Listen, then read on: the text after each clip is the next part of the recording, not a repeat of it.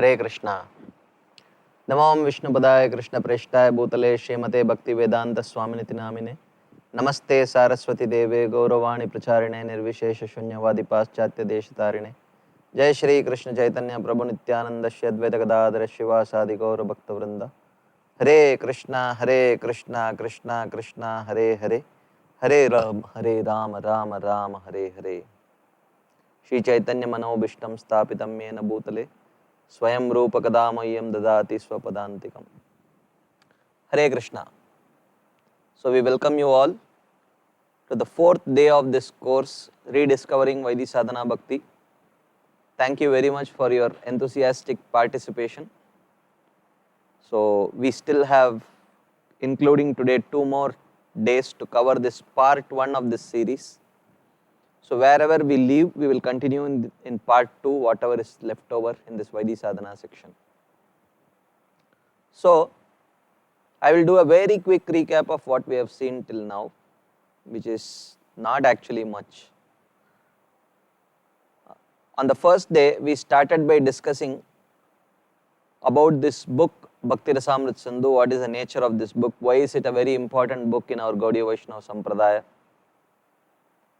And after discussing it, then we started with Mangalacharan, in which we discussed Vastu Nirdesh, Ashirvada and Namaskar, these 3 aspects of Mangalacharan, which Srila Rupa Goswami presented. And after that we discussed Grantha Vibhag. Srila Rupa Goswami described how he has divided this book into 4 different sections with waves in each of these sections. And as we saw, we will be discussing a small half of, or actually more than half of, the eastern section of Bhakti Rasamrit Sindhu. And then the next theme that Srila Rupa Goswami discussed was a definition of pure devotional service. Anyabhilashita shunyam jnana karmadhyanavritam anukulyena krishnanushilanam bhaktiruttama. So this is where we ended on the first day. And on the second day, we did this exercise of evaluating our own practice of devotional service, whether it fell within the definition of the Anyabhilashita Shunyam verse. And on the third day, a part of that presentation was still left. We continued with that presentation. And then we moved on to the next section, which spoke about the 6 benefits of practicing Uttama Bhakti: Kleshagni, Shubhada, Moksha Lagutakrit, Sudurlabha, Sandrananda Visheshatma, and Shri Krishna Akarshini. So this is what we discussed on the third day, that is yesterday. The 6 qualities of Uttama Bhakti: Kleshagni, destruction of suffering, in which we discussed about how Bhakti destroys the Prarabdha Karma, how Bhakti destroys Aprarabdha Karma, how Bhakti destroys the sinful desires and the sinful vasanas. Then we discussed Shubhada, bestowal of all good qualities. Shubhani Prinanam Sarvajagatam Anurakta Sadgunaha Sukam iti Adini Akyatani Manishibhihi. He mentions that there are 4 aspects of Shubhada. Sadgunadi Pradatvam, one gets all the good qualities. Yasyasti Bhaktir Bhagavatya Kinchana. Then there is Shubha Prinanam, Jagat Prinanam. Jagat Prinanam means the person becomes very affectionately disposed towards all living entities. Sarva Jagatam Anurakta, he becomes very attracted to, he becomes very attractive to all the living entities. He develops all good qualities and he becomes very happy. And 3 kinds of happiness: Vaishayika Sukha, Brahma Sukha and Aishwara Sukha. The bliss of material happiness and the happiness of merging in the Brahman realization or Brahman liberation. And then we also discussed about the 3rd kind, which is the bliss of establishing a relationship with Krishna. So this was about Shubhada. And then we also discussed how the 3rd theme of Moksha Lagutakrit, how by practice of bhakti, the bliss that one experiences, it makes the bliss of liberation to seem very insignificant.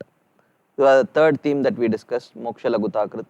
And we also saw Bhakti, especially Bhava Bhakti, is very rare for two very important reasons. Sadhanaugair anasangair alabhyat suchiradapi harinacha ashu adeya iti dvidasasyad sudurlabha. For two reasons, Bhava Bhakti is very rare. Even though one may practice many different sadhanas to achieve the goals of Swarga, liberation, etc., but by practicing these many different sadhanas, you cannot attain Bhava Bhakti. The means for attaining Bhava Bhakti is only one, which is Ananya Bhakti or Uttama Bhakti. There is no other way. That is one reason why attaining Bhava is very rare, because there is only one path to Bhava Bhakti. There is no second path at all. And the second reason why it is called as rare, Harinacha Ashu Adeya. The Supreme Lord does not very easily give Bhava Bhakti to anyone, because once he gives it, then he has to become a puppet in the hands of that person.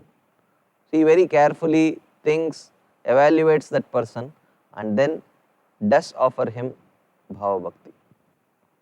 So in this way, for these two reasons, Bhava Bhakti is very rare or Sudurlabha. This was the fourth unique quality of Uttama Bhakti. And the fifth is Sandrananda Visheshatma. The nature of Prema Bhakti is that it gives a condensed experience of bliss, which is actually spiritual in nature. Vishesha Sandra Ananda, a special type of condensed bliss. And then finally, we saw the sixth characteristic of Uttama Bhakti, which is Shri Krishna Akarshini. Kritva Harim Prema Bhajam Priyavarga Samanvitam Bhaktir Vashikaroti iti Shri Krishna Akarshini Mata. Srila Rupa Goswami says, Prema Bhakti does not just attract Krishna, but it attracts Krishna along with all his associates. Everyone becomes very blissful on seeing a person who is endowed with Prema. So therefore, Shri Krishna Akarshini. Shri refers to Priyavarga Samanvitam, all the associates of Krishna, and Krishna Akarshini. Both of them are very much attracted. They become completely controlled by the Prema of the devotee. So in this way, we discussed 6 characteristics of Uttama Bhakti. As we saw yesterday, we were left with one small theme yet to be completed, and that is what we will see today, which is what is the qualification to understand Bhakti. This is the last topic that Srila Rupa Goswami discusses just before ending this first wave of Samanya Bhakti. So what is the qualification to understand Bhakti? He says, Swalpapi ruchireva syad bhakti tattvava bodhika yuktistu kevalanaiva yadasya apratishtata. He says, Swalpa ruchi, little bit of taste. Here ruchi does not refer to the stage ruchi. Shraddha, Sadhusanga, Bhajana Kriya, Anartha Nivritti, Nishta ruchi. He is not talking about that Nishta ruchi, but he is talking about, here ruchi refers to Shraddha, faith. We will see in the explanations that is going to come. Swalpapi ruchireva syad, but faith in what? Bhakti Tattva Avabodhika. Bhakti Tattva. He must have some faith in the Bhakti Tattva. As we saw these 4 aspects of faith yesterday. Faith in the devotees, faith in the process, faith in the books, and faith in the parampara. If these 4 aspects of faith are there, little bit, it may be very tender faith, but nevertheless if that faith is there, avabodhika, then they can understand Bhakti. Yuktistu kevala naiva. You cannot understand it by just logic. Yadasya apratishthata, because logic is insubstantial. Because many times devotees have this question that, it is so clearly given in Bhagavad Gita. demigod worship is criticized, this is criticized, that is criticized, Ashtanga Yoga is impractical, Jnana Yoga is impractical, Bhakti is the supermost, so clearly given. You show it to anyone and they will accept Bhakti. But the fact is, it is not like that.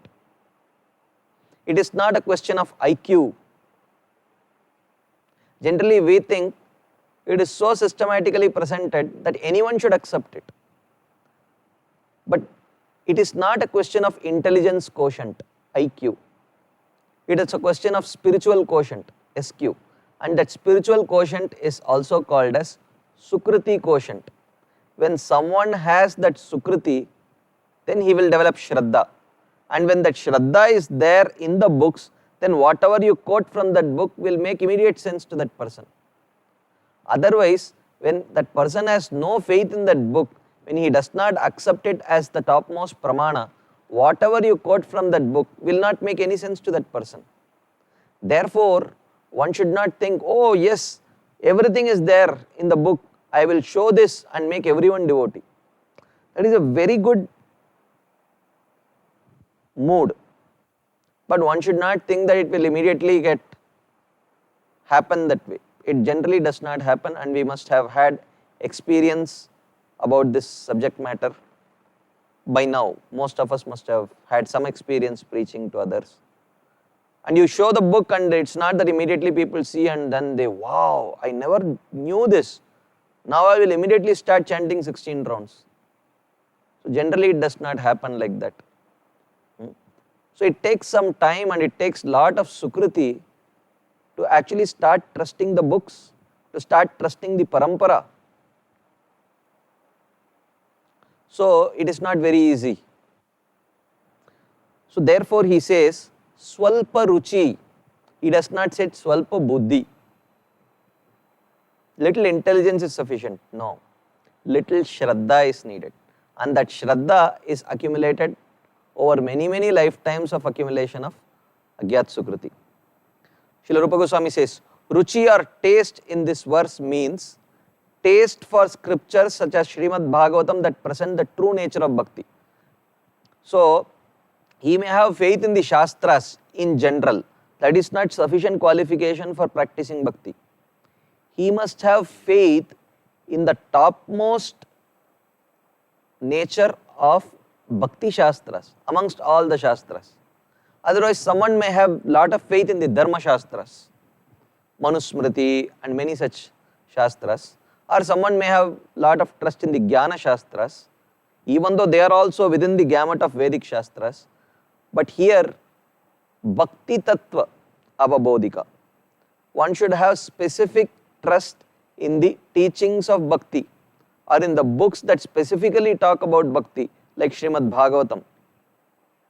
They must have unflinching faith in those books.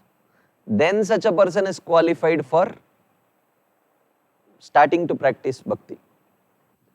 And how does one get that faith? How does one get that Shraddha? We have discussed this in detail in the other course, which is self-evaluation tools on the path of bhakti, which is parallelly going on. In that we discussed how one receives the seed of devotion. So we will not go over it. Maybe little later in the same portion we will cover that. That ruchi, so this taste arises through previous impressions. So previous impressions here refers to previous favorable bhakti impressions, which is called as Agyat Sukriti.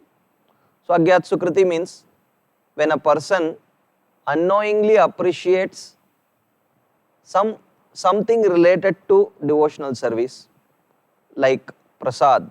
So you may appreciate prasadam not because it is prasadam, but because it has been very tastefully prepared. So that appreciation generates what is called as Agyat Sukriti. And similarly, he may appreciate a devotee not because of his devotional qualities, but because of his gentlemanly nature.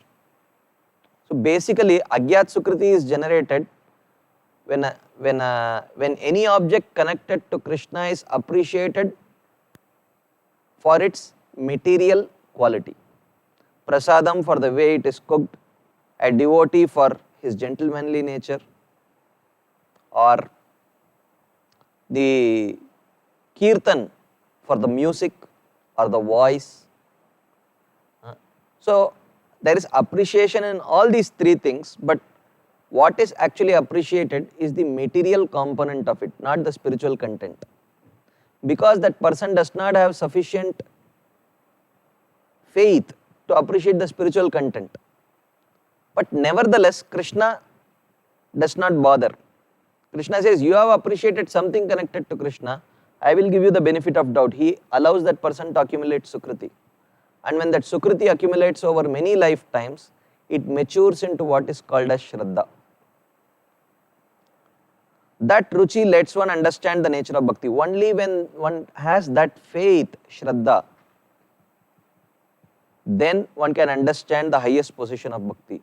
Bhakti Tattva Avabodhika. Yuktistu kevala naiva yadasya apratishtata. Yukti means dry logic. So just by dry logic, one cannot understand Bhakti, which means only use of intelligence. Then if that was the case, then all the Mensa society and all the Harvard and MIT and Oxford and Cambridge graduates and everyone should have become devotees by now. So it does not depend on IQ. So therefore, using pure logic, you cannot make someone accept Bhakti. That is not the way. But logic along with Shraddha, like what we are doing right now, what we are discussing right now, the way that Rupa Goswami has presented Bhakti is very logical. He has quoted so many verses to prove every point that he is presenting here. It's a very logical presentation, but he is logically presenting this to devotees who already have faith. But if the same logical presentation is made to a non-devotee or one who has not yet developed that faith, it will not have that impact. So therefore, logic along with faith or full taste for the topic of Bhakti can give an understanding of it. So why is logic insubstantial? Because a person more skillful in logic can bring about a conclusion which is different from the conclusion which was presented by the previous logician. And Chaitanya Mahaprabhu, through his own life, clearly proved the insubstantial nature of logic through his pastimes. Chaitanya Mahaprabhu himself was one of the world's greatest logicians. He used to challenge literally everyone in Navadvip, which was the high seat of knowledge. At least the topmost logicians of Navadvip used to get scared of Chaitanya Mahaprabhu before he became a devotee. He had written books, so many things, and he used to challenge them and say, Mukunda, now you present a logic that I cannot defeat. And Mukunda presents something. Then Chaitanya Mahaprabhu presents a logic and defeats that.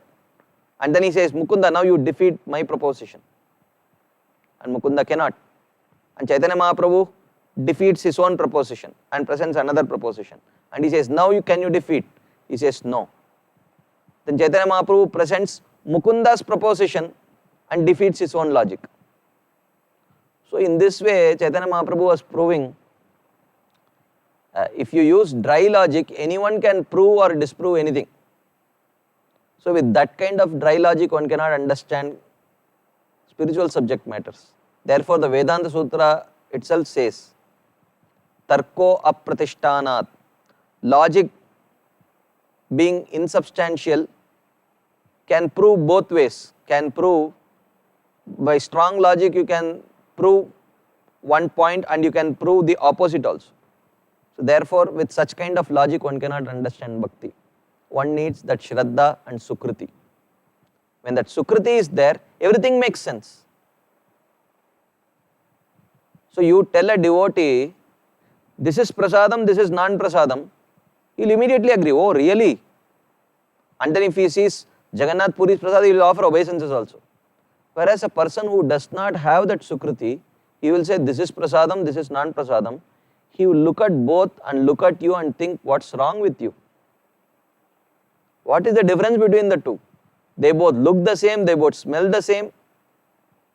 And you are telling this is prasadam, this is not prasadam, this is prasadam, this is very potent. And you will say that, oh, someone who does not have faith in bhakti, oh, this is a stone idol and this is a deity. They will say, I don't see any difference, both look the same. And then you show them at the general cinema music and then you show them the holy name. They'll say, what is the difference? Both sound the same to me. And then you show them a devotee and a non-devotee. They will say, oh, this non-devotee seems to be more gentlemanly. What is so special about this devotee? I can't see anything. So therefore, to see the spiritual content, one needs that Sukriti. That is why we say, Mahaprasade, Govinde, Nama Brahmani, Vaishnave, Swalpa Punyavatam Rajan Vishwasvanaiva Jayate.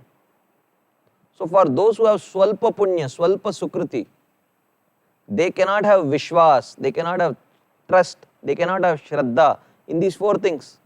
Mahaprasade, Govinde, the Supreme Personality of Godhead, Nama Brahmani, the transcendental names of the Supreme Lord, and Vaishnave, on the Vaishnavas. They will see all four on a very completely material pedestal. Whereas a devotee, even a beginner devotee, will see the transcendental, will see these four objects from a transcendental perspective. The moment a devotee child tries to get enrolled, we all have this experience. We want to send our child to engineering college or medical college in a different city. The first thing we see is there a temple nearby? Or are there any other devotee children who are enrolling? Is there some prasadam facility nearby? Why are we not considering, I remember when I used to join the college, we used to see, oh, is there same language speaking person, same department person, or someone who is very sincere, someone who has no bad habits. These are the various criteria based on which the students or the parents of the students try to select their children, roommates for their children. But here, a devotee's mindset is totally different. Is there another devotee child? Is there a provision for prasadam anywhere? Is there a temple nearby where they can go and take darshan of the deities? Like that. So they have that inherent trust. Even beginner devotees have this inherent trust in these four things. Mahaprasade, Govinde, Nama Brahmani, Vaishnave. Where apparently you look at them, they look completely mundane for a normal person. So therefore, yuktistu kevala naiva. By logic, you cannot explain bhakti to anyone. They have to have that sukriti, they have to have that shraddha. Only then it is possible. And that is exactly what Rupa Goswami is establishing here. Tarko apratishtanat. Logic is insubstantial. That is the last theme of this first wave of eastern section of Bhakti Rasamrita Sindhu. Now we are going to start the second wave of the eastern section of Bhakti Rasamrita Sindhu, which is titled as Sadhana Bhakti.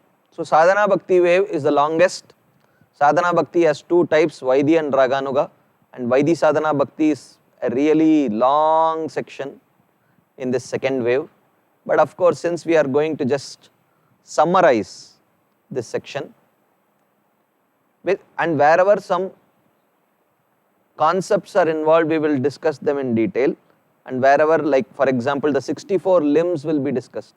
We will not be discussing them in detail because there are not much concepts involved there. We we will study them but very briefly and then move ahead. And wherever some important concepts come, we will stop there and try to elaborate on that. So let's start. The first topic that Srila Rupa Goswami discusses in the second wave of eastern section of Bhakti Rasamrita Sindhu is types of bhakti or stages of bhakti. So he says, tell me which one of these two statements is right. There are three types of bhakti: sadhana, bhava and prema. Or there are three stages of bhakti: sadhana, bhava and prema. Which is right? Whenever I ask this question, mostly people say, three stages. First you practice sadhana bhakti, then you practice bhava bhakti, then you reach prema bhakti. There are three stages. It is true. Not completely wrong, but it is not completely right also. That's what we are going to explore now and try to understand these three. Because we keep using these terminologies again and again, we should know exactly why there are these three.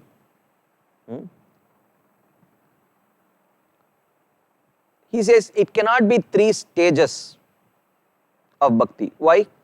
In some cases where there is some kripa siddhi involved. Kripa siddhi means even without practicing sadhana, sometimes due to the mercy, powerful mercy of the devotee or Krishna himself, someone without practicing sadhana may also reach the stage of bhava or prema.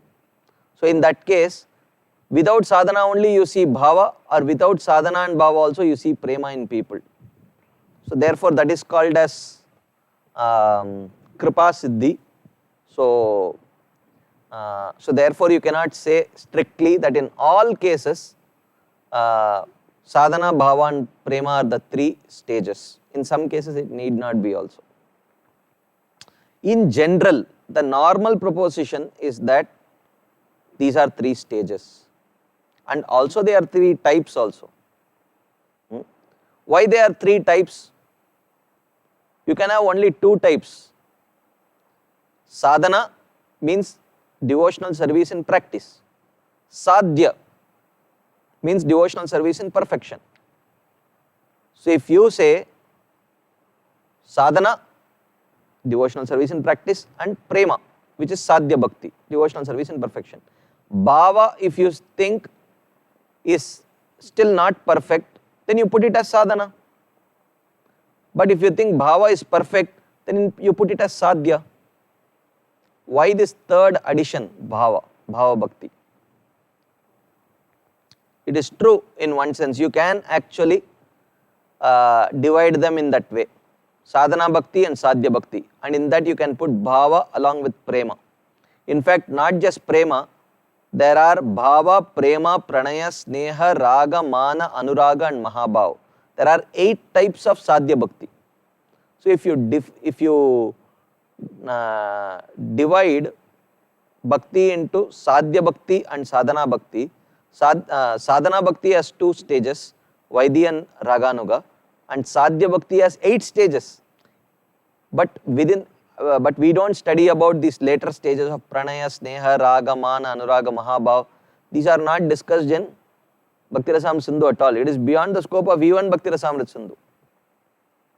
It is discussed in a book called Ujjvala Neelamani, which is a sequel to Bhakti Rasamrita Sindhu, written by Srila Rupa Goswami himself.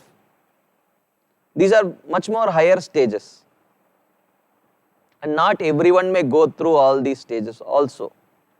So only till prema is discussed. So it is not wrong. You can actually classify them in that way.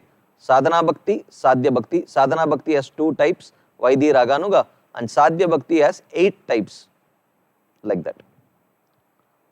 But if you see, for clarity purpose, you cannot actually strictly club bhava with both sadhana and prema. Because bhava has some elements common with sadhana bhakti and bhava has some elements common with prema bhakti also. Why? What are they? We will try to see. Why can't bhava bhakti be clubbed with prema? Why can't you club bhava with prema? Because at the stage of bhava, there are still some anarthas left due to aparadhas, some serious aparadhas which have not been completely, the anarthas generated due to those aparadhas may not be completely destroyed. Therefore, some traces of those aparadha, of those anarthas may still be there at the stage of bhava. Utpanna ratayah samyak nairvigyam anupagataha Krishna sakshat kritau yogyah sadhaka parikirtita. Srila Rupa Goswami defines bhava bhakti or defines a bhava bhakta in this way. He says utpanna ratayah, he has developed genuine love for Krishna. Samyak nairvigyam anupagataha, but he has not accomplished complete destruction of anarthas. But Krishna sakshat kritau yogyah, he is qualified to see Krishna personally, even though it may not be continuous as in the case of prema, but definitely he is qualified to see Krishna personally. Sadhaka parikirtita, here he is calling the bhava bhakta as sadhaka because he has not achieved perfection. So, but in the case of prema, there are no such impurities left. There is no impurities left due to aparadhas. Avijnata akila klesha sada Krishna ashrita kriya siddhasyu santata prema saukya aswada parayana. In this way he describes a prema bhakta. A prema bhakta is avijnata akila klesha. There is absolutely no trace of anarthas in the heart of a prema bhakta, unlike bhava bhakta, who may have little traces.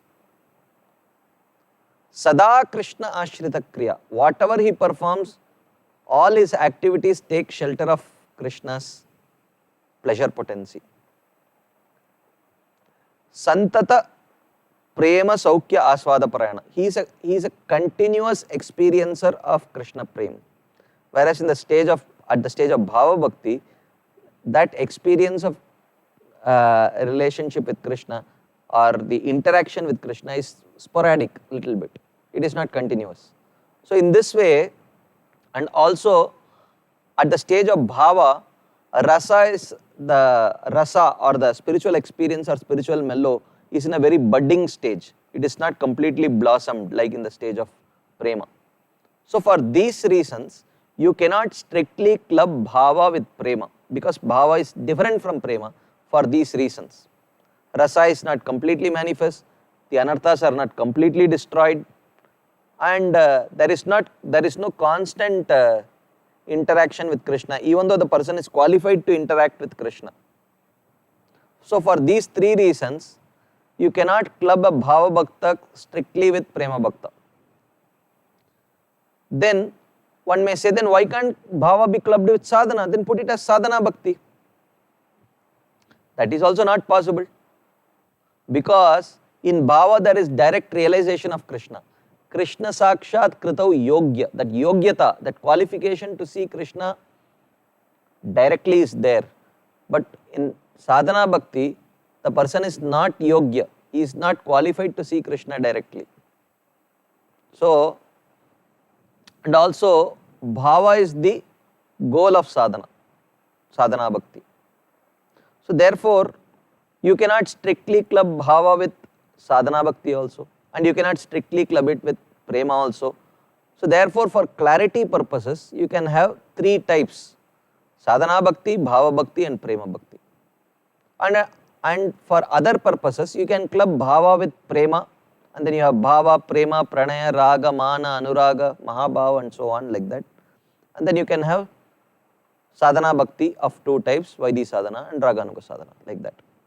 So in this way, Rupa Goswami explains that for clarity purposes, if you distinguish bhava and prema and sadhana, it would be much more easier to understand the principles behind these kind of devotional practices, like that. Then the next topic that Srila Rupa Goswami describes here is the definition of sadhana bhakti. So what is the definition of sadhana bhakti? So he says, kritisadya bhavet sadhya bhavasa sadhana vida nitya siddhasya bhavasya prakatyam hridi sadhyata. So he says, what is this sadhana bhakti? Kriti sadhya. Kriti sadhya means, kriti means senses, sadhya means action. When senses are used in performing some activities, any senses when you use the hand to pick up something, there is a purpose behind it. When you use the leg to walk somewhere, there is a purpose behind it. When you put some food within your mouth, there is a purpose behind it. So we don't utilize our senses without any purpose. Similarly, when here the senses are utilized in these particular activities, there must be a goal. So what is the goal of utilizing those senses? He says, sadhya bhava bhavet, so that one can reach the stage of bhava. With the goal of bhava in mind, with the goal of personal realization of Krishna, a personal interaction of Krishna, establishing a personal relationship with Krishna as the goal, when the senses are engaged in the activities of Navada Bhakti, sa sadhana vida, it is called as sadhana bhakti, where one has not reached the goal, but with that goal of establishing a personal relationship with Krishna in mind, when one engages the senses in Navada Bhakti, that is called as sadhana bhakti. So practice of sadhana generates bhava. But then he says, sadhyata, this attained stage of bhava, nitya siddhasya bhavasya, is an eternally perfect sthayi bhava. It's an eternally perfect stage. Hridi prakatyam, but it is simply manifested within the soul by the spiritual energy of the Lord. So it is not created by practice of sadhana bhakti. Practice of sadhana bhakti invokes that bhava which is already present within the heart. We will try to understand this subject matter a little more. So the question is, if bhava bhakti is created by sadhana bhakti, then how can it be spiritual? The answer is, bhava bhakti is not created by sadhana bhakti. Bhava is eternally there within the heart. But practice of sadhana just helps remanifest that bhava which is already there within the heart. It is like you already have a big treasure within a particular room, even though it is there, but you do not have the key to open the lock of that room. So therefore, by opening the lock, you are not creating the treasure, but you are just manifesting the treasure which remained unmanifest due to the locked door. That's all. So similarly, bhava is already there within the heart, and practice of sadhana only helps manifest that bhava which is already there. Therefore, in Chaitanya Charitamrita, this famous verse comes, Nitya Siddha Krishna Prema Sadhya Kabunai, Shravanadi Shuddha Chitta Kare Uday. Nitya Siddha Krishna Prema. Krishna Prema is Nitya Siddha, or Nitya Siddhasya Bhavasya Prakatyam Hridi Sadhyata, as mentioned in the previous verse. It is Nitya Siddha, eternally there within the heart. But Sadhya Kabunai, it is not created by the practice of sadhana. Shravanadi Shuddha Chitte. When by the practice of sadhana bhakti, when you hear, chant, and by this when the heart becomes purified, Kare Uday, it manifests. So sadhana bhakti is the way of manifesting bhava or prema which is eternally present within the heart. Bhava or prema is not created by sadhana. It only helps remanifest that bhava or prema which is already there. Prabhupada gives many beautiful examples to establish this point. He gives the example of a child learning to walk. He says, a child already has the ability to walk, but when he crawls to the wall and tries to stand up while holding the wall, and then slowly holding the wall, he tries to walk. So Holding the wall has not created the ability to walk in the child.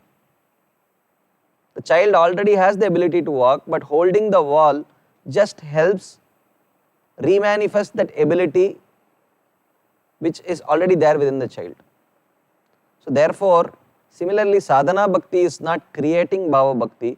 Sadhana bhakti is just helping remanifest that bhava bhakti which is already there within the heart.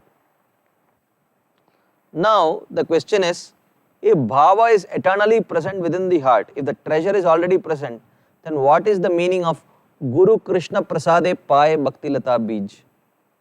By the mercy of Guru and Krishna, we receive the seed of bhakti.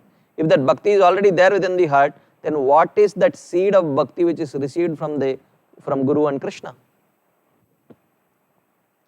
What is that seed that is received from Guru and Krishna is actually this key to open that treasure house.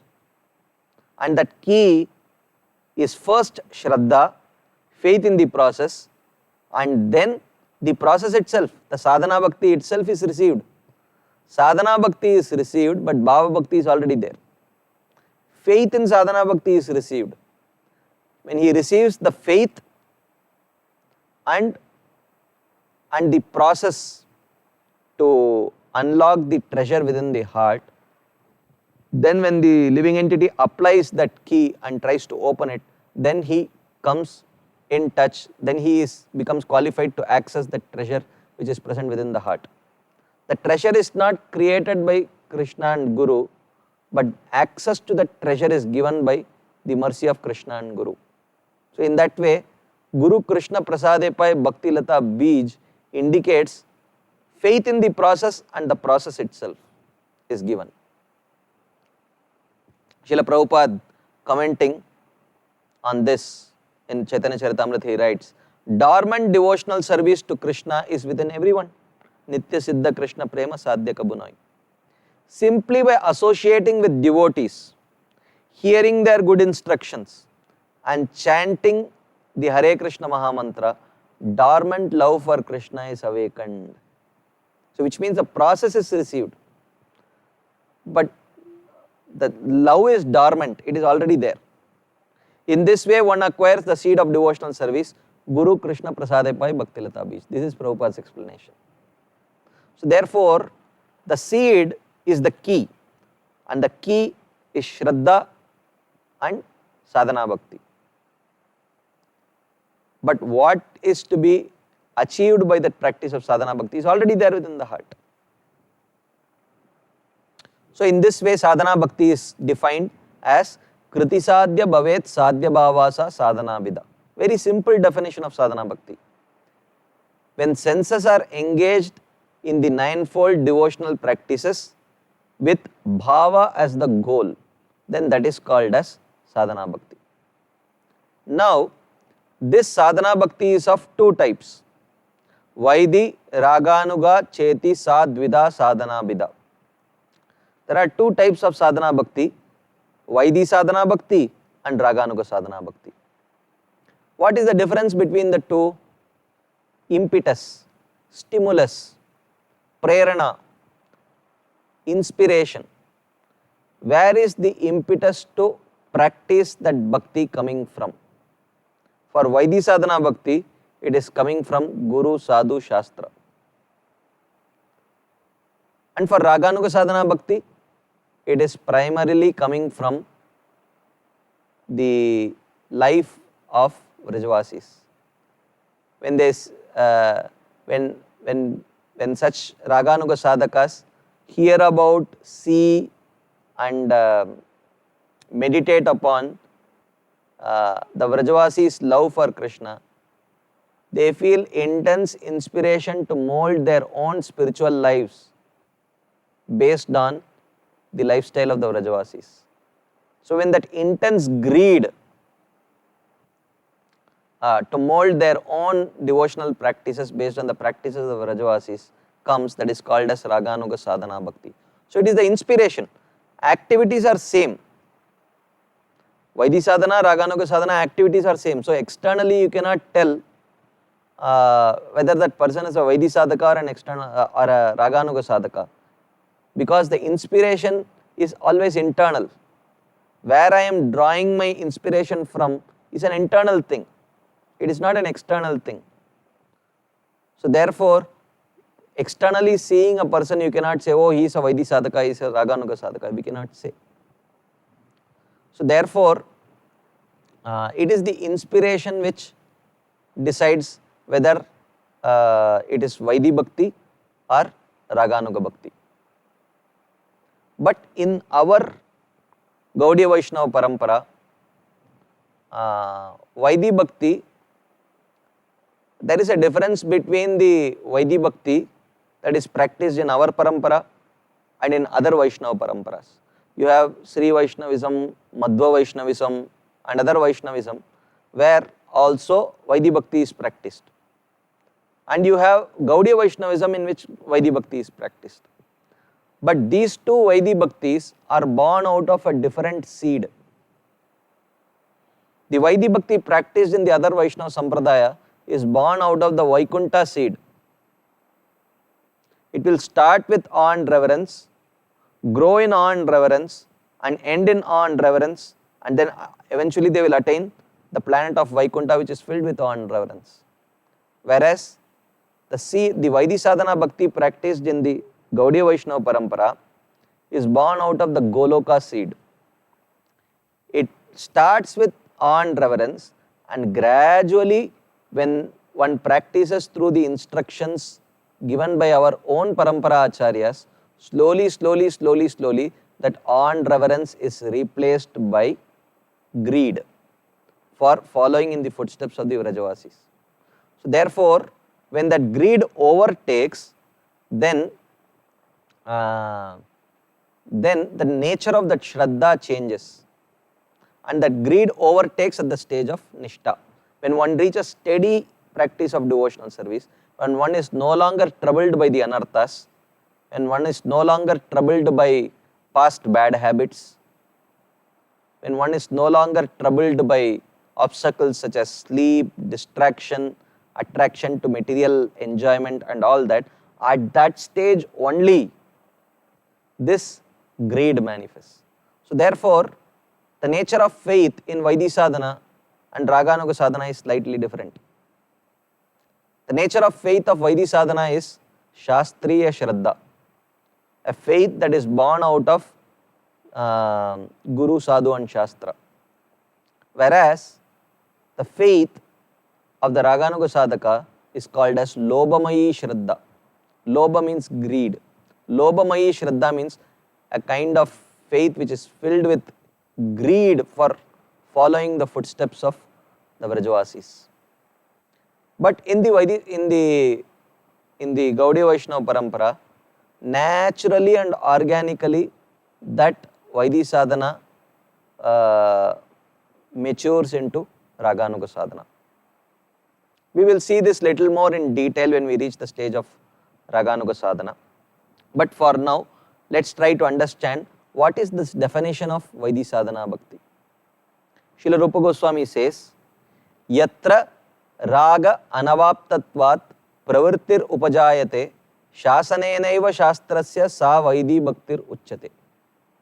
So what is this Vaidhi sadhana bhakti? He says, Yatra raga anavaptatvat. When you see that raga has not developed in the heart of that person. What is this raga? So, raga, as we saw, means that intense greed to follow in the footsteps of the Vrajavasis. When you see that there is absence of such a greed in the heart of this person, but still pravrittir upajayate. Pravrittir upajayate means, but you still see him engaged in activities of Krishna consciousness. He is practicing Shravanam, Kirtanam, Smaranam, Padasevanam, attending Mangalarti, attending the morning program, doing all kinds of services, doing DT services. All of that he is doing, but you don't see that greed in that heart. Then where is that inspiration, where is that spurti for practicing bhakti coming from? Shasanenaiva shastrasya. From the teachings of scriptures, from the teachings of Guru, Sadhu and Shastra. Oh, why are you doing this? Shastra says. Oh, why are you doing this? Srimad Bhagavatam recommends. Why are you doing this? Guru Maharaj said. So, in this way, when the practice of bhakti is going on nicely, being inspired by the instructions of the Guru, Sadhu and Shastra, that is called as Vaidhi Sadhana Bhakti, where the inspiration, and Vaidhi Sadhana Bhakti has three elements. It has the element of Vaidhi, it has the element of Sadhana, and it has the element of Uttama Bhakti. So it is three definitions in one. Let's start from the basic definition. First thing is, this bhakti is Anyabhilashita Shunyam, Jnana Karmadhyanavritam, Anukulyena Krishnanushilanam. As we saw in the second day of our discussion. So Vaidhi Sadhana Bhakti also has these four elements. Anyabhilashita Shunyam, Jnana Karmadhyanavritam, Anukulyena Krishnanushilanam. So therefore Bhakti in Vaidhi Sadhana Bhakti means Vaidhi Sadhana Uttama Bhakti only. It has these four elements. It may have some anarthas, but Abhilasha is clean, even in a Vaidhi Sadhaka. His goal is Krishna Prem only. He may be troubled by lust, anger, envy, greed, illusion and pride in the early stages of his practice. But over a period of time, he will overcome those anarthas by sincere practice of bhakti. So that is the first element. Bhakti means Uttama Bhakti. Sadhana. What is the sadhana aspect? Kriti sadhya bhavet sadhya bhavasa sadhana bida. There is engagement of senses in the activities of Navada Bhakti for the purpose of attaining bhava. So that in that way sadhana element is indicated. And where is the Vaidhi element indicated? Yatra raga anavaptatvat pravrittir upajayate shasaneneva shastrasya sa Vaidhi bhakti ruchyate.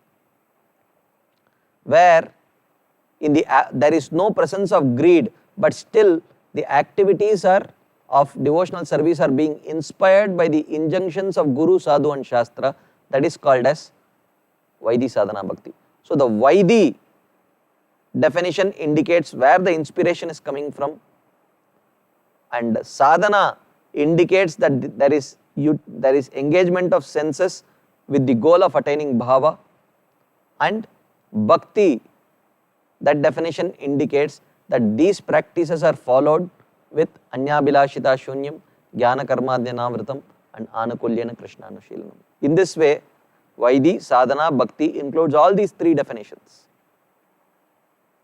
Okay. So, in this way he defines Vaidhi Sadhana Bhakti, where there is no raga. Raga is defined as Ishte Swarasiki Raga Paramavishtata Bhavet Tanmayi Ya Bhavet Bhakti Sa Atra Ragatmika Udita. In the later section of Raganuga Bhakti, Srila Rupa Goswami defines what is raga.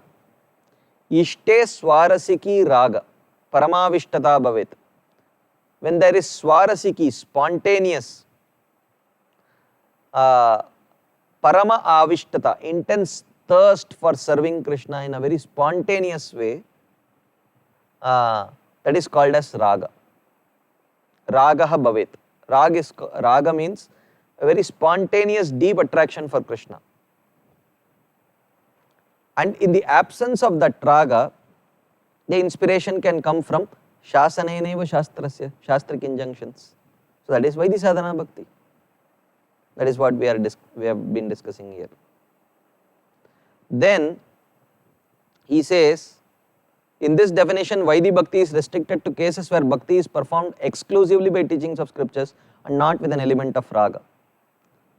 Actually, incidentally we discussed this theme in the other course on self-evaluation tools on the path of Bhakti also, where we saw actually only to start with, in the Gaudiya Vaishnava Parampara, only to start with that inspiration from Guru, Sadhu and Shastra remains 100%. But as and when one progresses on the path of Bhakti, while purely sticking to the teachings of our own acharyas, this is the caveat here. The rule is that we should not be searching elsewhere. It's not that we are reading from the books from the other paramparas and other things here, there. In that way, if we read, if our inspiration for practice is coming from various different books other than our own parampara books, then there is no guarantee that that Vaidhi Bhakti will become Raganuga Bhakti. But if we are chaste to our own parampara, if we are chaste in our reading and hearing, we are hearing only from our own parampara acharyas, if we are reading only Srila Prabhupada's books, then naturally over a period of time, slowly, the inspiration will shift from books to greed, Shastriya Shraddha to Lobhamayi Shraddha.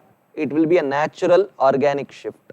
If that shift is not happening, one reason could probably be because we are reading from too many other places and taking inspiration from too many other places.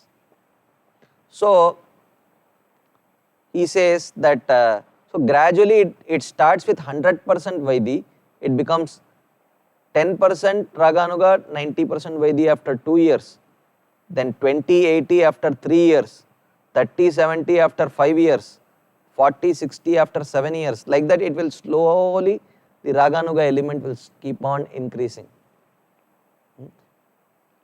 And even from the beginning, every Gaudiya Vaishnava is taught, even though he may be practicing Vaidhi Sadhana Bhakti, Aradhyo Bhagavan Vrajeshatanayas Taddhama Vrindavanam, Ramya Kachid Upasana Vrajavadu Vargenaya Kalpita, Srimad Bhagavatam Pramanam Amalam Prema Pumarto Mahan, Sri Chaitanya Mahaprabhor Matamidam, Tatradharo Nappara. He understands that my goal is Goloka. And whom I want to establish my relationship with is Krishna. Which Krishna? Krishna in Vrindavan. And who are our role models? Ramya Kachid Upasana Vrajavadu Vargenaya Kalpita, the gopis. What is the proof? Srimad Bhagavatam. What is the goal? Krishna Prem. Every Gaudiya Vaishnava, even from the beginning, accepts these points. These are actually the goals of Raganuga Sadhakas. But even in Vaidhi Sadhana Bhakti, these are accepted as goals. Which means, even at the beginning, our practice of Vaidhi Sadhana is a natural precursor to Raganuga Sadhana, when practiced properly under guidance from our own acharyas and books. So therefore, but with the attainment of Raga, there will also be use of some scriptural teachings as well, but it is not called as Vaidhi Bhakti. Even in Raganuga Sadhana, there are books explaining how one should practice Raganuga Sadhana Bhakti also. So it's not that in Raganuga Sadhana they will not practice, they will not read any books or hear. It is not like that. But the primary impetus is coming from greed, and in the case of Vaidhi Sadhana, it is coming from scriptural injunctions. So some scriptural proof for Vaidhi Sadhana Bhakti. Smartavya satatam Vishnor vismartavyo na jatuchit sarve vidhi nishedyasyur etayor eva kinkara. Smartavya satatam Vishnu. One should always remember Krishna. Vismartavyo na jatuchit. And one should never forget Krishna. These two are injunctions. So anything that comes in the form of injunction means that natural spontaneous attraction is not there. Therefore you are told, don't forget, always remember. Means you are prone to forgetting and you are prone to not remember it. Therefore this is a proof for Vaidhi Sadhana Bhakti. Sarve vidhi nishedyasyur etayor eva kinkara.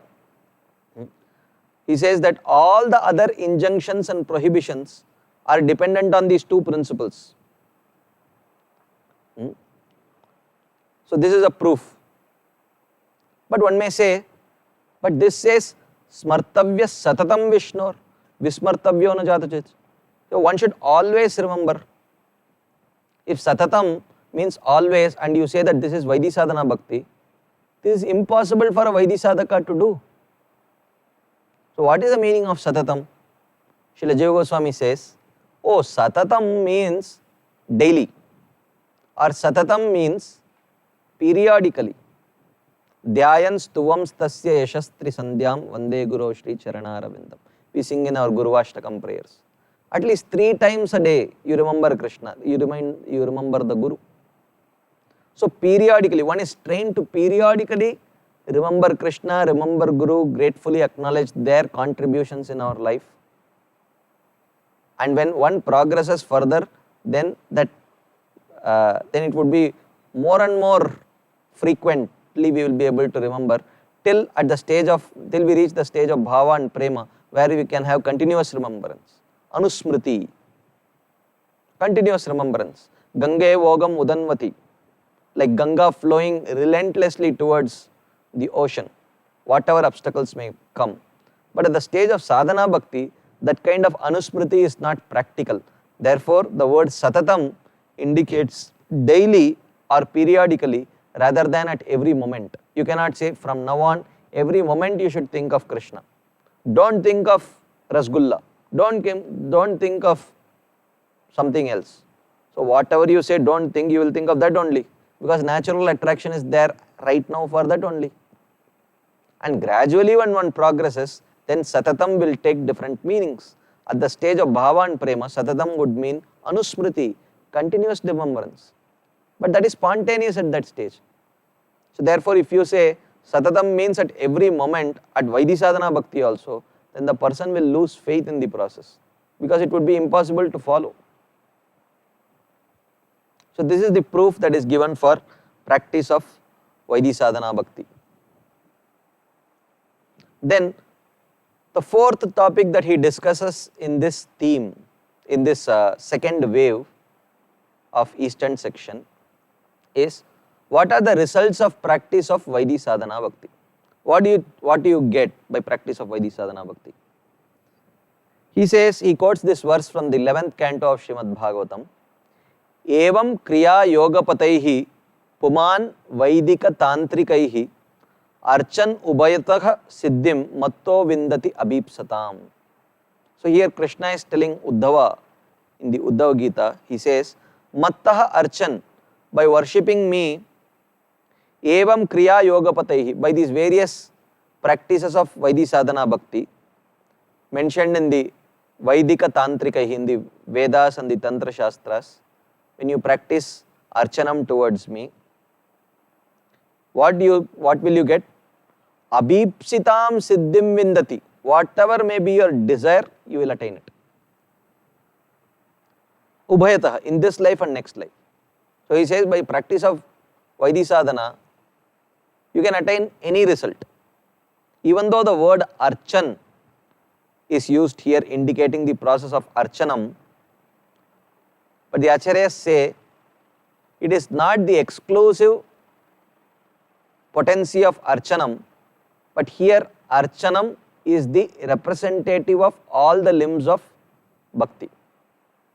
Here the word archanam is used, but it is the representative of all the limbs. Elsewhere, smaranam will be used, but there smaranam should be understood to be the representative of bhakti. And one should not say, oh, it says smaranam, which means by kirtanam you will not achieve that goal. It is not like that. There smaranam means smaranam is the representative of bhakti. Kirtanam means kirtanam is the representative of bhakti. Shravanam means shravanam is the representative of bhakti. Just like sometimes when a particular temple, or let's say Govardhan Eco Village, is getting some award or something, sometimes His Grace Gaurang Prabhu goes to receive that award. Sometimes His Grace Nimai Leela Prabhu goes to receive that award. Sometimes His Holiness Radhanath Swami might go to receive that award. That does not mean that it is an award given to that individual person, but it is given to the whole project, and they are going to receive that award as a representative of the whole project. So similarly, the Shastras do glorify particular limbs, but it is not a glorification of that particular limb. One should understand it as being the glorification of the whole process of bhakti. That's what here, the result of practicing Vaidhisadhana bhakti is, one receives all the results, whatever one desires. Akama, sarvakamo va, mokshakama udaradihi, Tivrena bhakti yogena yajeta purusham param. When one has no material desires, all material desires or desire for liberation, by practicing intense devotional service without being covered by jnana, karma, yoga, etc., one can achieve that result.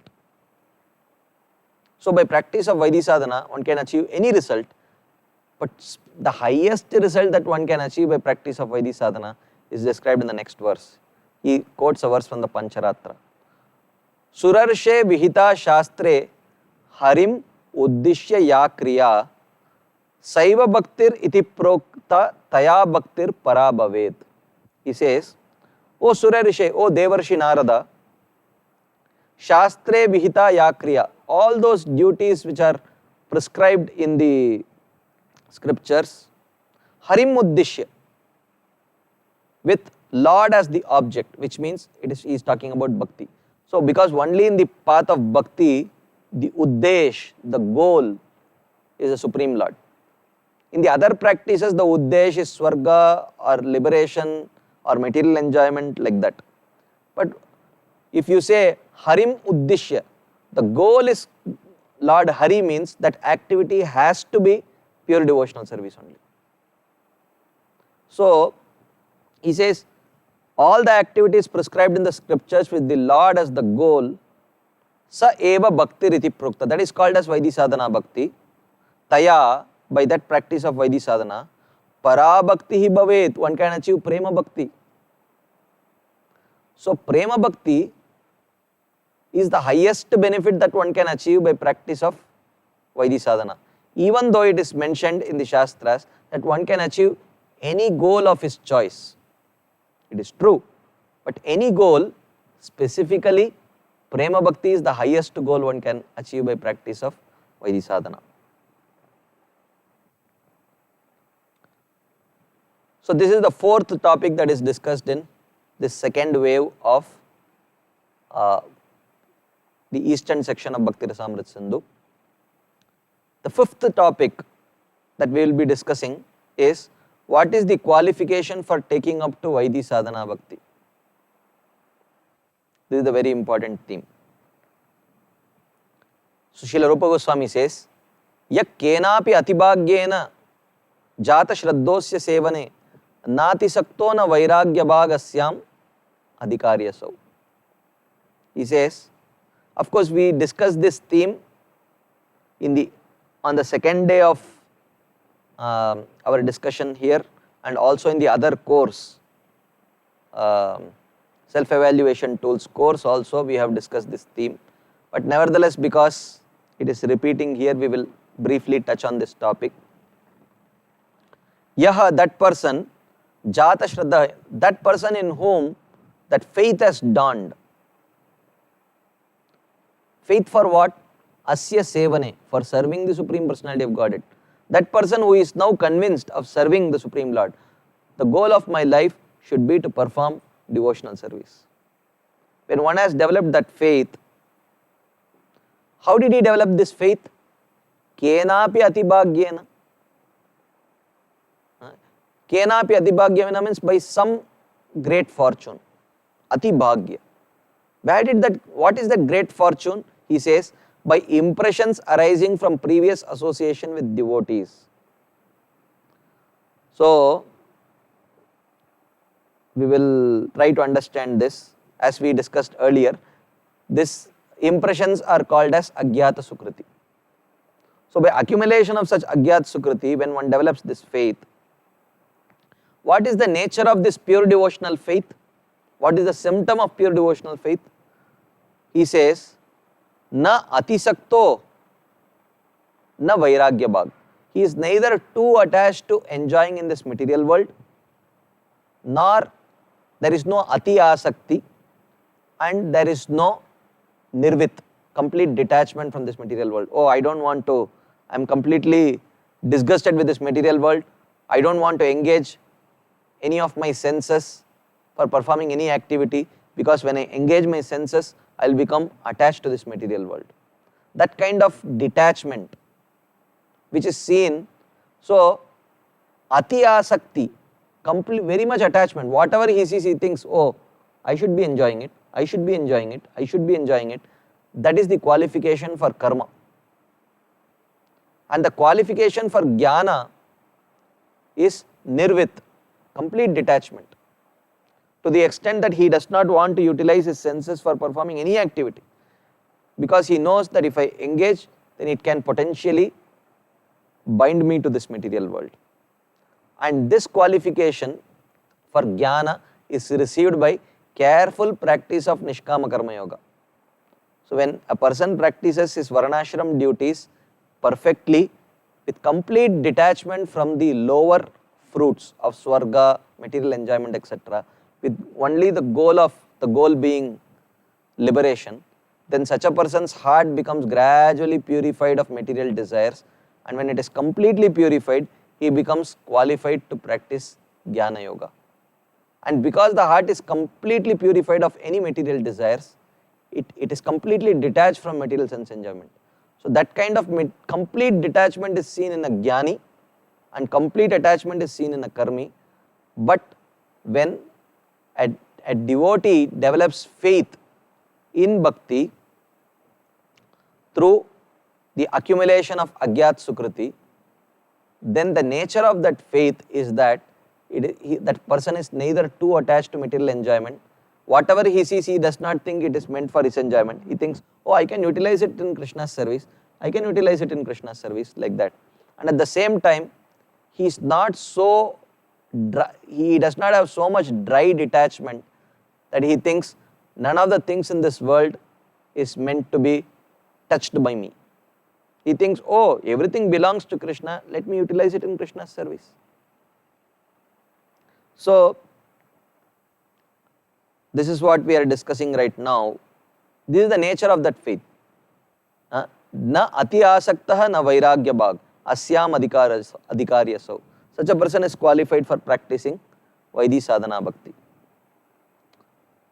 So atibhagyena means by special impressions arising from associating with great devotees. So as we discussed in the other course, it takes many lifetimes of accumulation of that sukriti to mature into what is called as Shraddha. Thus, the cause of faith is not material action, but bhakti in the form of association of devotees. No material action can give rise to Shraddha in bhakti, in pure devotional service. Vairagya means false renunciation which is unfavorable for worship. He is not Vairagya bhag. The devotee does not indulge in that false Vairagya. However, that detachment which is suitable for bhakti, he will indulge in that. That is called as Yukta Vairagya. Yukta Vairagya means anasaktasya vishayan yatarham upayunjatah nirbandha Krishna sambandhe yuktam vairagya muchyate. So, Yukta Vairagya is when whatever object you see, you are not attached to using it for your own sense gratification, and whenever you utilize it only for Krishna's satisfaction. That is called as Yukta Vairagya, appropriate renunciation or the right kind of renunciation. So, we saw that even before Shraddha, there are two stages mentioned here by Srila Vishwanath Chakravarti Thakur, which is called as Satam Kripa and Mahat Seva, and after Mahat Seva comes Agyat Sukriti, and when that Agyat Sukriti accumulates, it leads to Shraddha or faith. So in this way, one develops the qualification for practicing Vaidhi Sadhana Bhakti. So this we see in the life of Narada Muni also. Narada Muni himself shares his life story with Vyasadeva, his disciple. He says, Aham puratita bhave abhavam mune dasyastu kasyaschana vedavadinam nirupito balaka eva yoginam shushrushane pravrishi nirvibhikshatam. So Narada Muni says, Aham pura, in the previous day of Brahma, atita bhave, Aham puratita bhave, in another kalpa of Brahma in a previous life, kasyaschana dasyastu abhavam, I took birth as the son of some maid servant, which means I didn't have any material qualification. Vedavadinam nirupitah. So, and this maid servant, my mother, was engaged in serving some of the devotees who are engaged in studying the Vedic scriptures. Balaka eva, even though I was just a child, yoginam sushrushane, I was also engaged in serving them.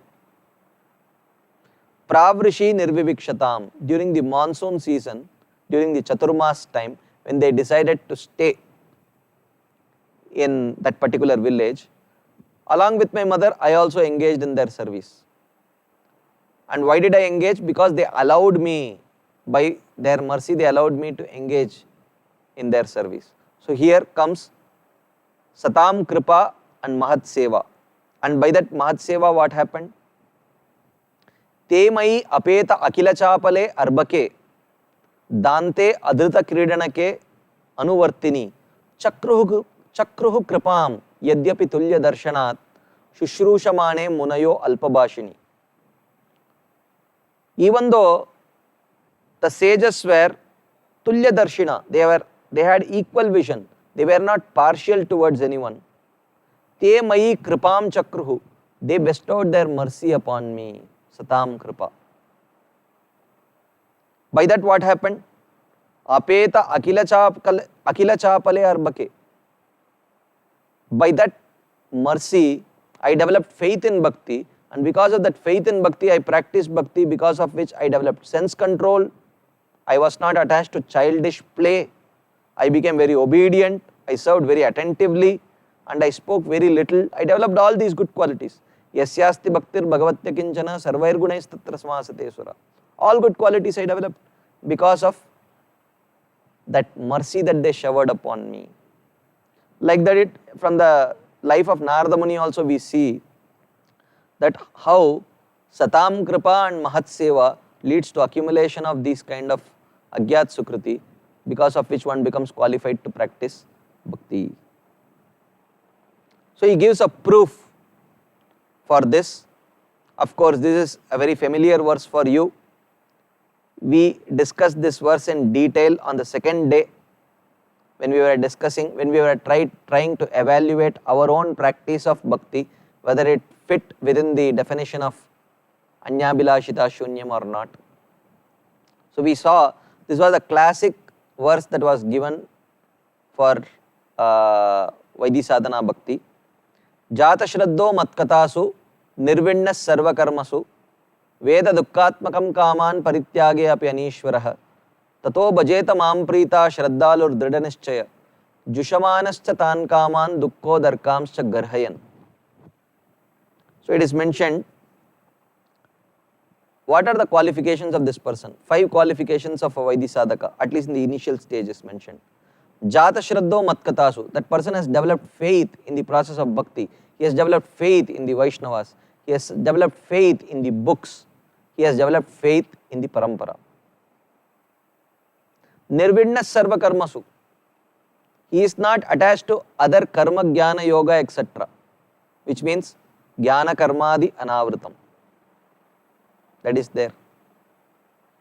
So therefore we have seen Jata Shraddho Matkatasu Nirvinnas Sarva Karmasu Veda Dukkatmakam Kaman. The Vaidhi Sadhaka knows that any engagement in sense gratification will eventually lead to suffering. Yehi samsparshaja bhoga dukkayonai evate. In every sense gratificatory activity, there is a seed of suffering. Why? Adyantavanta kaunteya. It will have a beginning and it will have an end.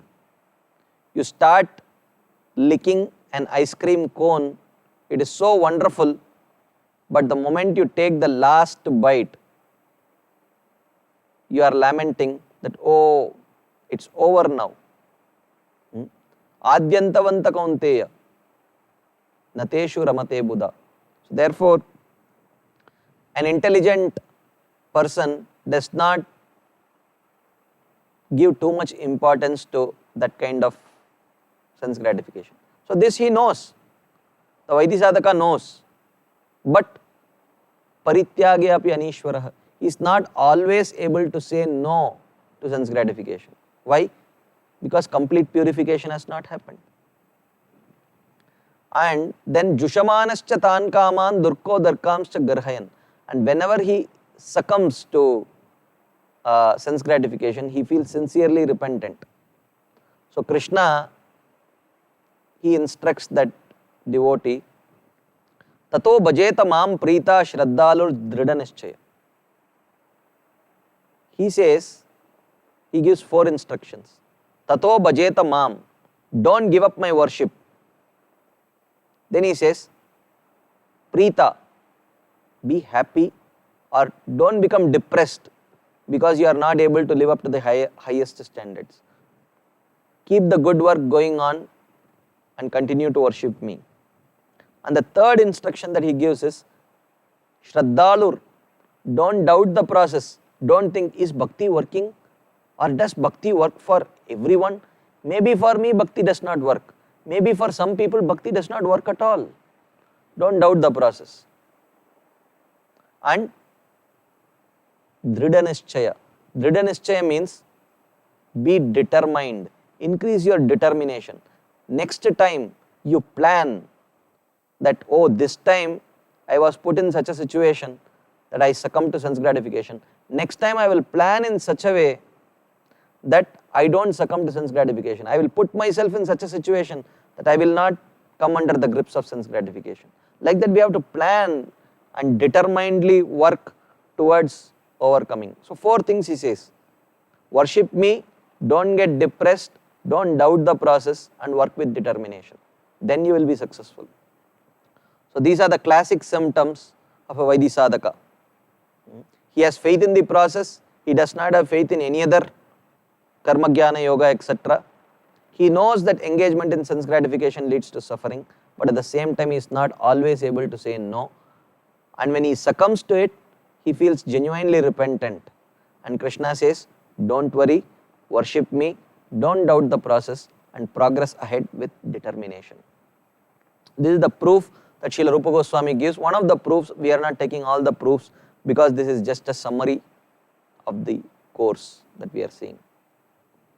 So that is about the qualification for Vaidhi sadhana bhakti, which is Shraddha, which is attained through Mahat Kripa, Mahat Seva and Agyat Sukriti. The 6th topic that is discussed in this book, in the second wave of the eastern section of Bhakti Rasamrita Sindhu, on the topic of Vaidhi sadhana bhakti, is types of persons who are qualified for Vaidhi sadhana bhakti. There are 3 types of persons who are qualified for Vaidhi sadhana bhakti.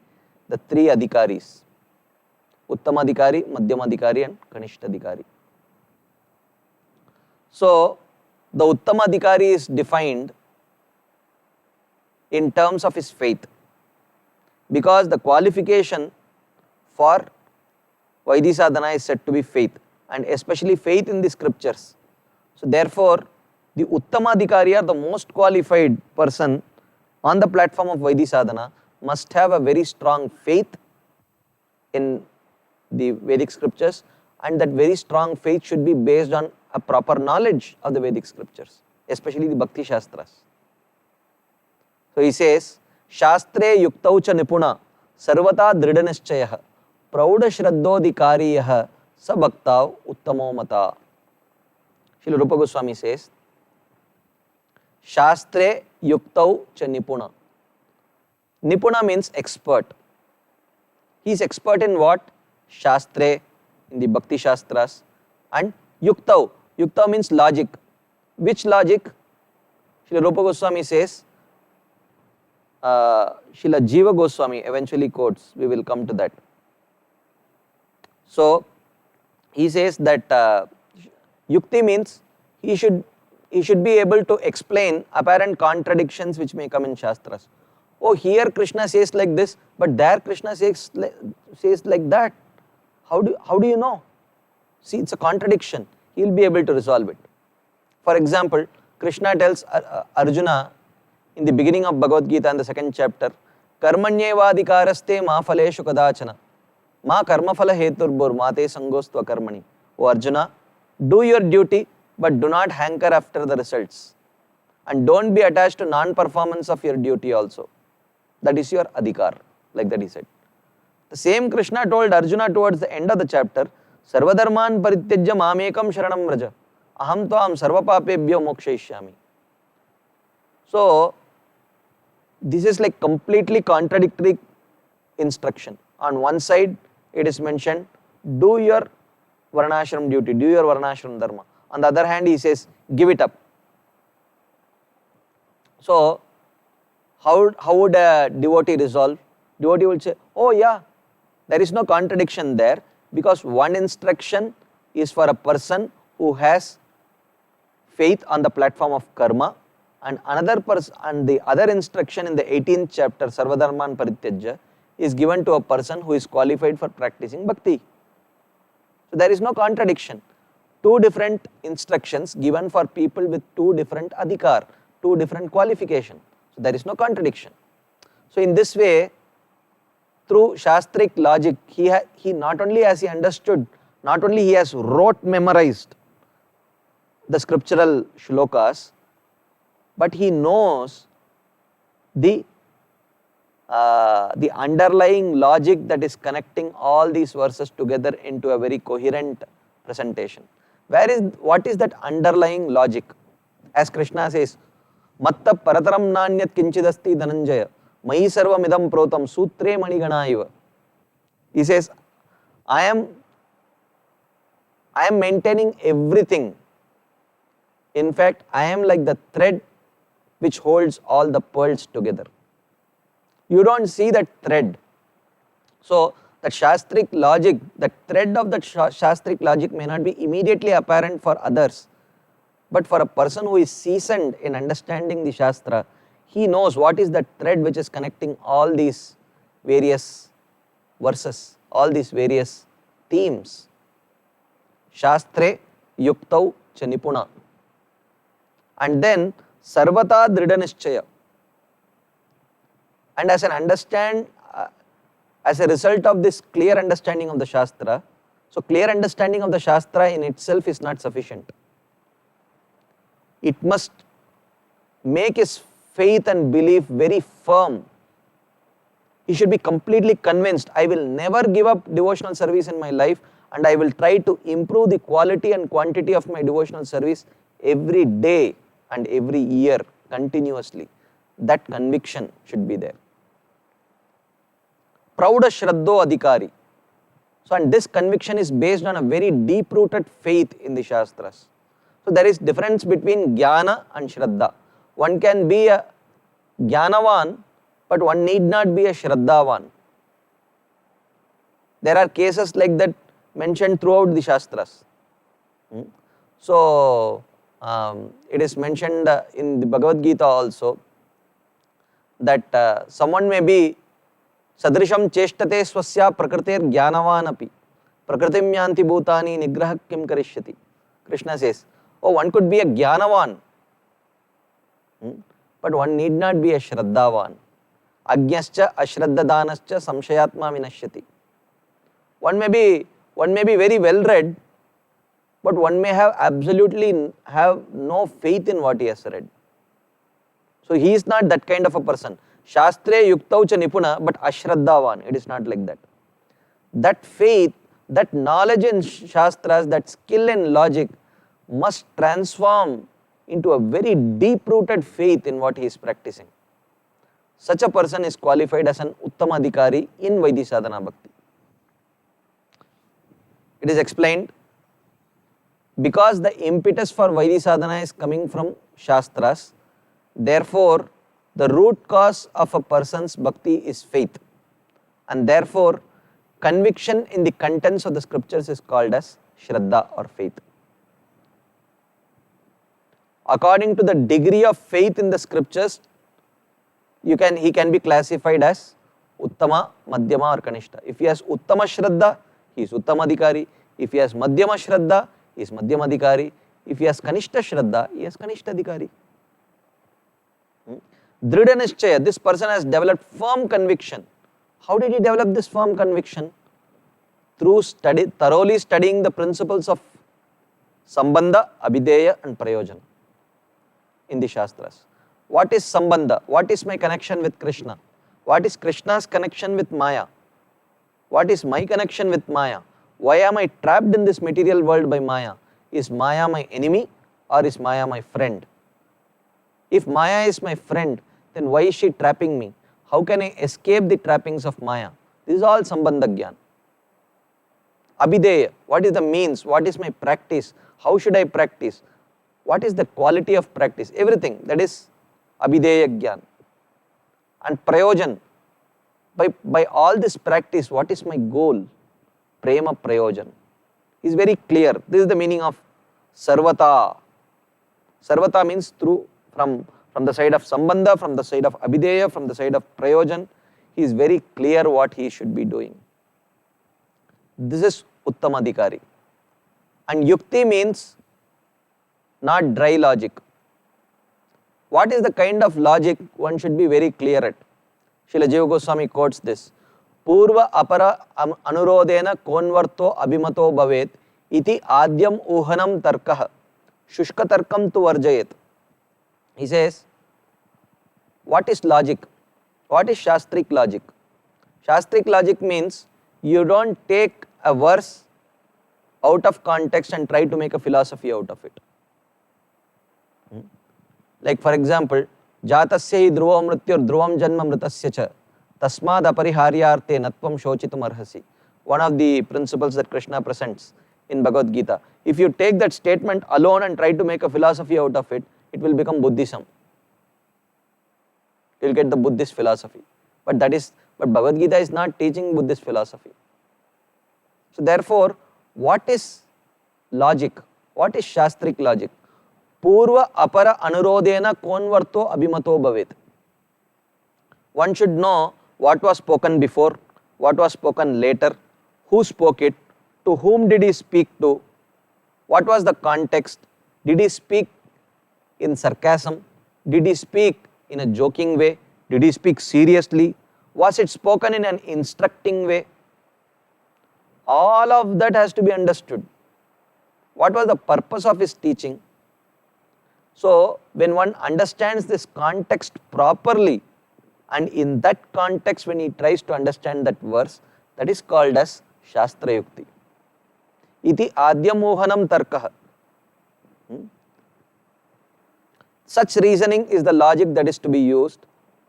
Shushka tarkam tu varjayet. One should not just take one verse out of context and just try to make a philosophy out of it.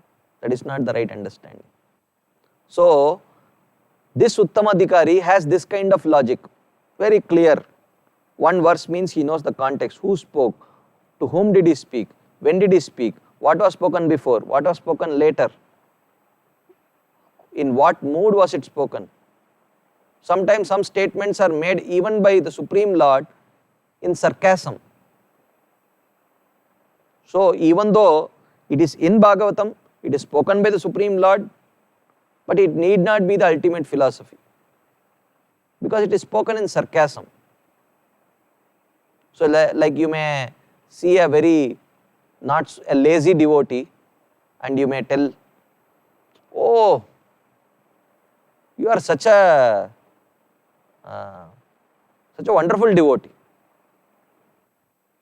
but spoken in sarcasm. So, like that. And the Madhyamadhikari is Yaha Shastradishu Anipuna Shraddhavan. He may not be that expert in the Shastras, in the understanding of Shastras, application of Shastras, as the Uttamadhikari, but still he is Shraddhavan. He has firm conviction in them. The Shastras, what they say must be right. I may not be able to explain. So when he is challenged by a superior opponent, he may not be able to defend the path of bhakti by quoting appropriate verses. But that does not create doubts in his own heart. Because he knows, look, I am not able to defend, but Srila Rupa Goswami, Srila Jiva Goswami, Srila Sanatan Goswami, Srila Bhaktisiddhanta Thakur, Srila Bhakti Vinod Thakur, Srila Prabhupada, all of them have very clearly defended Vaishnavism. They have written exhaustively defending our path. Because I am not well read, I am not able to defend. But when I read them properly and understand them properly, I will definitely be able to defend our process against this opponent. So therefore, he does not lose his heart, he does not lose his faith. He has firm trust in the conclusions of the Shastras. This is Madhyamadhikari. And Kanishtadhikari is Yo bhavet komala shraddha, sa kanishto nigadyate. So he who has weak faith because of even less knowledge in scriptures than the Madhyamadhikari, he is called a Kanishtadhikari. So in this way, within the realm of Vaidhi sadhana, this Uttama, Kanishta and Madhyamadhikari, they are adhikaris, they are defined based on their firm, clear understanding of the contents of the underlying logic, and how such a clear understanding, whether it has transformed into firm determination to practice and firm faith in the process, that defines whether he is an Uttamadhikari or a Madhyamadhikari or a Kanishtadhikari. So this Kanishtadhikari has such a weak faith. Yo bhavet komala shraddha, sa kanishto nigadyate. He has very komala shraddha, very weak faith because of even less knowledge of scriptures. Which means when a powerful opponent comes and speaks something, he gets completely bewildered and he's thinking, oh my God, I didn't know this. Maybe he is right. He may think like that.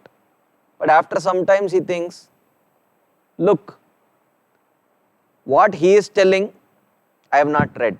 What my Guru Maharaj is telling, also I have not read. So of the two people, both of them, whatever they are telling, I don't know and I have not read. But who is more trustworthy? Is it this person or my Guru Maharaj? My Guru Maharaj is so nice. He practices what he is speaking and he is so devotedly attached to Krishna. So he seems to be more trustworthy. I might be better off trusting my Guru Maharaj than this person who may be talking big things, but his practice is not very much in line with what he speaks. So in this way, even though it is possible to break his faith by different scriptural reasoning, people can break his tender faith by strong scriptural logic, but the person is not completely unconvinced that he will give up bhakti permanently. Then in that case, he cannot even be considered as a Kanishtadhikari. Weak faith means temporary unsteadiness of the heart when defeated by strong materialistic opponents. Later, the person does regain his faith in what the Guru has taught by his own judgment. He says, yes, what Guru has taught must be right, like that. Okay, so we will pause here for the day. I am sorry, I again went a little over time. So today we discussed a few topics from the second wave of the eastern section of Bhakti Rasamrita Sindhu. And tomorrow I will definitely start by summarizing what we have read today. Sorry, we do not have time to summarize. So today is the fourth day gets over, and tomorrow will be the last session of this part 1. Very soon we will start part 2 and continue from where we left.